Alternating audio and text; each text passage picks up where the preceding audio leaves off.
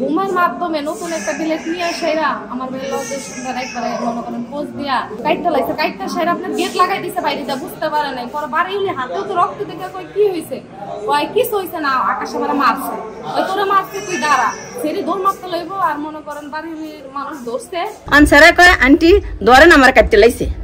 আমি কি আর কাটতে লাইছে না, আমার ভূতের আবার আমি ডাক দিছে, আলামিন তুই দরজাটা খোল। তো দরজাটা আবার ওই খুলছে, আমি আবার এক নজর চাই দেখি রক্ত। আমি কি আলামিন তাড়াতাড়ি শরীরে দর, শরীর জানি কি করছে শরীরে দর আগে। পরে মাই হতে দৌড় দিছি, দৌড়ে যায় ভূতের ফাড়াইছি এক খান্দা, আমি দিকে গেছি আর এক খান্দা যা ফাড়াইলে শরীর ধরলাম। আমার ভাইয়ের রক্ত অবস্থা অল্প নাই গেল নাই। পরে লোক হসপিটালে লেগে গেছে, আমি সিরিয়াসলি অবস্থা অপারেশন করে মনে করেন কাইটটা ফালাইও দিতে পারে, রাখতেও পারে, মানে খুবই অবস্থা খারাপ। এন্ড 5টা পরীক্ষা দিছে, পরীক্ষার পরে ডাক্তার জানাইবো যে এটা ফালাই দিতে হইব নাকি এটা মানে রাখা যায়। পরে ওর মারে আর বাহারে আবার আমার ভূতি কইছে আপনার ভূতের বলে কি আর কাটতে লাইছে, কি কাটতে লাইছে হিডো কইতারি না, কাটতে লাইছে কইতে আছে মানে পুরো লুঙ্গি মুঙ্গি পুরা রক্ত দাবরা। পরে বুঝতে পারছি মানে কি কাটতে লাইছে। ওর আগে যে বউ আছে ওটার সাথে কথা বলে দেখা করে ওটারই এখন আনবো এই কারণে।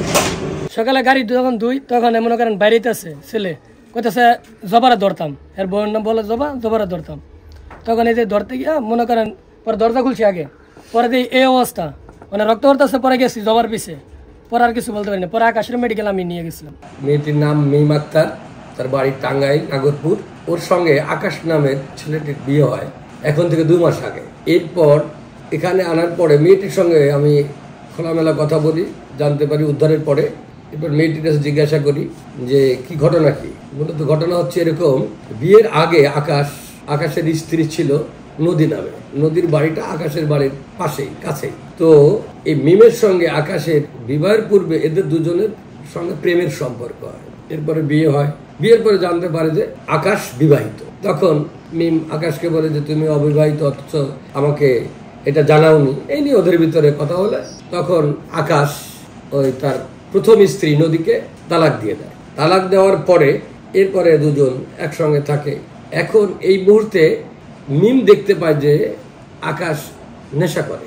ও যেভাবে উল্লেখ করলো বাবা খায়, অর্থাৎ বা সেবন করে এবং অন্য অন্য নেশার সাথেও জড়িত। তো এইটা নিয়েও বাধা সৃষ্টি করে। এরপরে তার তালাকপ্রাপ্ত স্ত্রীর সঙ্গেও অর্থাৎ নদীর সঙ্গে আকাশ যোগাযোগ রক্ষা করে এবং বিভিন্ন জায়গায় বেড়াইতেও নিয়ে যায়, ঘুরতে যায়। এই বিষয়টা নিয়ে ওদের ভিতরে ঝগড়াঝাটি হয়। আকাশ প্রায় মিমকে মারপিট করে। এই গত রাতের আগের রাতে একই ঘটনা নিয়ে মিমকে আকাশ মারপিট করে। এরপরে এও বলে আকাশ যে আমি নদীকে আবার ঘরে তুলবো, স্ত্রী হিসাবে নিব। তখন মিম এর খুব জিদ চাপে, ও সারা রাত চিন্তা ভাবনা করে কি করা যায়। ওর সকালবেলার দিক 6টার দিকে চিন্তা করে আজকে যে আমি যখন তার সংসার করতে পারবো না, তা আমি ওকে কারো সংসার করতেও দিব না। এই চিন্তা করে ওই ঘরে আগে থেকেই বেলেট ছিল, ওই বেলেট নিয়ে আকাশকে ঘুমন্ত অবস্থায় আকাশের পুরুষাঙ্গ বিচ্ছিন্ন করার জন্য বসতে পারে, কিন্তু বিচ্ছিন্ন হয়নি, গুরুতর জখম হয়। পরে আকাশকে হাসপাতালে নিয়ে যায়, শহীদ তাজউদ্দিন হাসপাতালে। আর মিমকে ওইখানকার স্থানীয় মহিলারা আটক করে এবং মারপিট করে। আমাদের পুলিশ সেখান থেকে তাকে উদ্ধার করে এনে টঙ্গী জেনারেল হসপিটাল, যেটা আহসানুল্লাহ হসপিটাল নামে পরিচিত, এই হসপিটালে চিকিৎসার জন্য নিয়ে যায় এবং সেখান থেকে আমাদের হেফাজতে এখন আছে। এখনও কোনো মামলা মোকদ্দমা হয়নি।